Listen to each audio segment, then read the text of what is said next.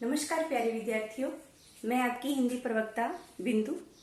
Online classes में आज फिर हम वाक्य शोधन प्रकरण पर चर्चा करेंगे। कल और परसों की क्लासेस में हमने वाक्य शोधन के अंतर्गत लिंग संबंधी, वचन संबंधी, कारक संबंधी और अनावश्यक अनुपयुक्त शब्दों संबंधी जो अशुद्धियां थी उनका निराकरण करना समझा या उनकी अशुद्धियों की पहचान की। आज हम जिन वाक्य शोधन के अंतर्गत जिन अशुद्धियों पर चर्चा करेंगे वो है सर्वनाम संबंधी अशुद्धियां और क्रिया संबंधी अशुद्धियां।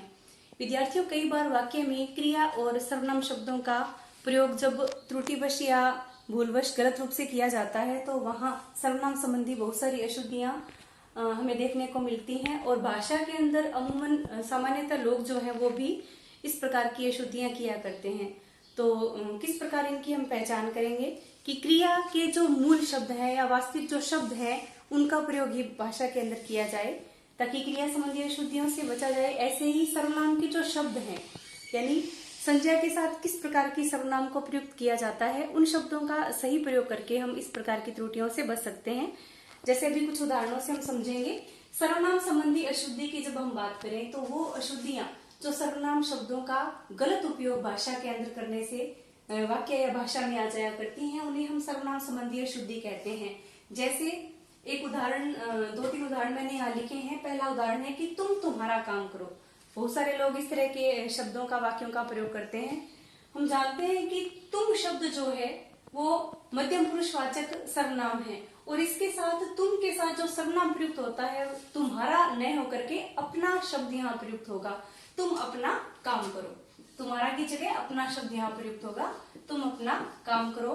तो ये सर्वनाम संबंधी अशुद्धि थी। ऐसे ही वाक्य है मैंने आज अजमेर जाना है, तो मैंने शब्द नहीं होगा। जैसे मैंने खाना खा लिया ये सही है, परंतु मैंने आज अजमेर जाना है तो मैंने की जगह यहाँ मुझे शब्द आएगा, मुझे आज अजमेर जाना है। इसी प्रकार अपने ठीक रास्ते पर हैं, अपने शब्द बहुत सारे लोग जिन्हें हम अपना मानते हैं उनके लिए प्रयुक्त होने वाला शब्द है, न कि क्रिया के साथ आने वाला शब्द जो है अपने रूप में प्रयुक्त होगा। यहाँ हम ठीक रास्ते पर हैं शब्द प्रयुक्त होगा। जब बहुवचन शब्द है हम, तो हम शब्द को यहाँ पर हम प्रयोग करेंगे, हम ठीक रास्ते पर हैं।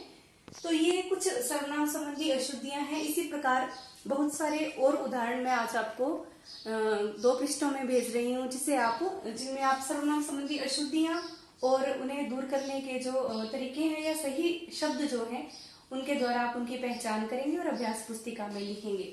दूसरा प्रकार इसमें है क्रिया संबंधी अशुद्धियां। तो क्रिया शब्दों का प्रयोग जब भाषा के अंदर गलत रूप में किया जाता है तो उसे क्रिया संबंधी अशुद्धियां कहा जाता है। जैसे आप आम खाके देखो, तो खाके शब्द जो है, आप शब्द के साथ आने वाला खाके शब्द जो है ये अनुपयुक्त है क्योंकि खाके क्रिया का सही रूप नहीं है। यहाँ शब्द आना चाहिए खाकर।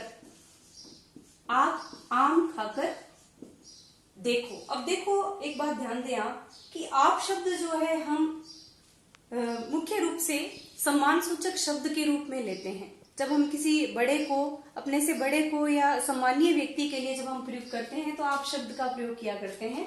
तो वहां देखो न होकर के देखें शब्द लगाया करते हैं। जैसे आप यहाँ बैठे, आप आम खाकर देखें, तो देखो की जगह देखी शब्द आएगा। तो ये क्रिया संबंधी कुछ अशुद्धि थी क्योंकि देखना भी एक क्रिया है और खाना भी क्रिया है, तो दोनों में हमने संशोधन किया।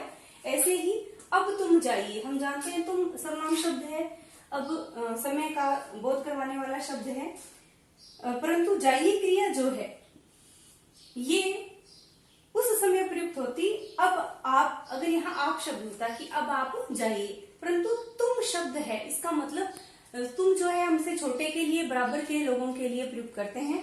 तो यहाँ जाइए नहीं होकर के अब तुम जाओ, आना चाहिए था। इसमें दूसरा तरीका, यहाँ हमें क्रिया संबंधी अशुद्धि दूर करनी थी, इसलिए यहाँ हमें अब तुम जाओ शब्द लिखना पड़ेगा। परंतु इस वाक्य को एक और तरीके से भी हम लिख सकते हैं। जब हम इसमें सर्वनाम संबंधी अगर अशुद्धि के रूप में अगर इसको हम सही करते तो हम लिखते अब आप जाइए, ये रूप भी इसका सही था, अब आप जाइए। तब ये सर्वनाम संबंधी अशुद्धि संशोधन हो जाता, परंतु यहाँ हम क्रिया संबंधी अशुद्धि संशोधन कर रहे हैं, इसलिए अब तुम जाओ शब्द हम यहाँ लिखेंगे। तीसरा, इसमें मैंने एक उदाहरण और लिखा है कि यह आप पर निर्भर करता है। तो निर्भर करना शब्द जो है, निर्भर करना क्रिया के रूप में जब हम इसको लिखते हैं तो यह आप पर निर्भर है।